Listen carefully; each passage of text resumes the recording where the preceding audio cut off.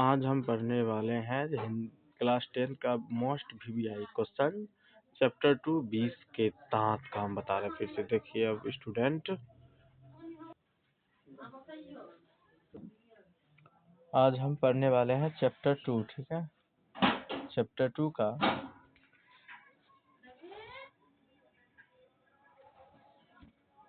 Question number 1 देखिए आप। कहता है किसके अनुसार सेनों ने सिद्धांतों को भी बदल लिया था। तो किसके अनुसार सेनों ने सिद्धांतों को बदल लिया? खोखा के अनुसार। कहता है ऐसे ही लड़के आगे चलकर गुंडे चोर डाकू बनते हैं। यह पंक्ति कहानी के किस पात्र ने कही है? यह कहानी के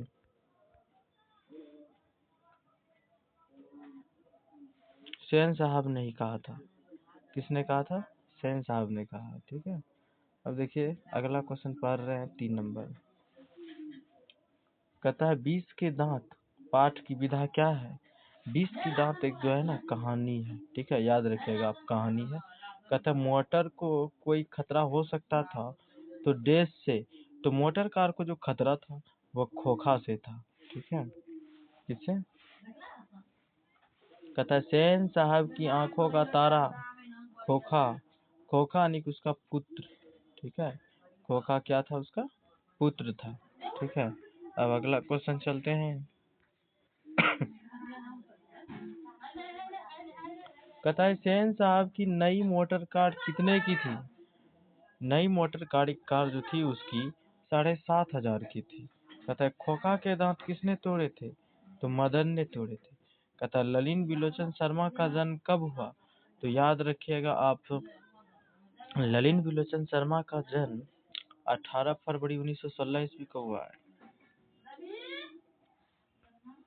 कहता है सीमा, रजनी, आलो, शेफाली, आरती पांचों किसकी बहन है?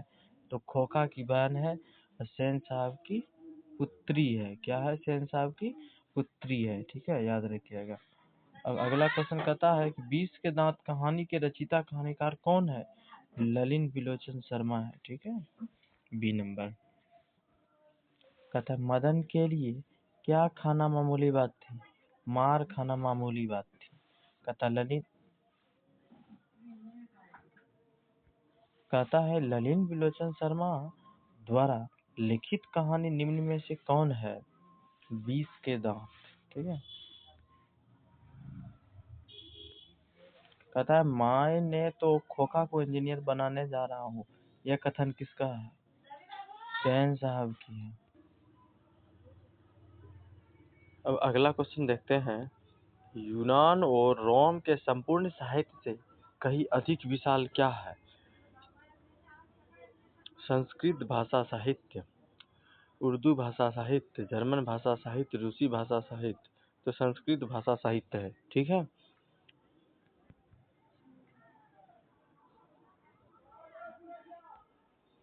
ये अगला क्वेश्चन है कि सेन साहब की पांचों लड़कियां कैसी थी? सुशील थी, ठीक है, सुंदर और सुशील थी। कहता लेखक ललिन विलोचन शर्मा की माता का नाम क्या था? रत्नावती शर्मा थी। कहता है मदन किसका बेटा था? मदन गिरधर लाल का बेटा था, ठीक है। कहता है 20 के दांत शीर्षक पाठ किस कहानी संग्रह से लिया गया है? 20 के दांत तथा अन्य कहानी संग्रह से लिया गया है, ठीक है। कहता है वाकिफ शब्द का अर्थ क्या होता है? वाकिफ शब्द का अर्थ होता है परिचित, ठीक है। 20 के दांत शीर्षक पाठ किस कहानी से संग्रह से लिया गया है? 20 के दांत और अन्य कहानी संग्रह से लिया गया है, ठीक है। और अब चलते हैं, इस क्वेश्चन का जवाब आप खुद दें। 21 नंबर क्वेश्चन का जवाब आप खुद दें कि सेन साहब की कितनी लड़कियां थी। आप कमेंट बॉक्स में खुद जवाब दीजिएगा, ठीक है। अगला क्वेश्चन पढ़ते हैं कि नलिन विलोचन शर्मा के अनुसार महल और झोपड़ी वालों की लड़ाई में अक्सर कौन जीतते हैं? अक्सर जीतते हैं महल वाले जीतते हैं, लेकिन यहाँ पे झोपड़ी वाले जीत गए थे, ठीक है। अब अगला क्वेश्चन देखते हैं कि मदन पड़ोसी के आशा,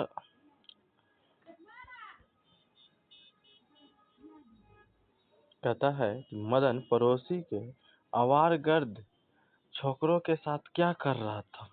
लट्टू नचा रहा था, ठीक है। ये देखिए कि क्वेश्चन फिर से रिपीट हो चुका था। अब अगला क्वेश्चन पे आते हैं हम।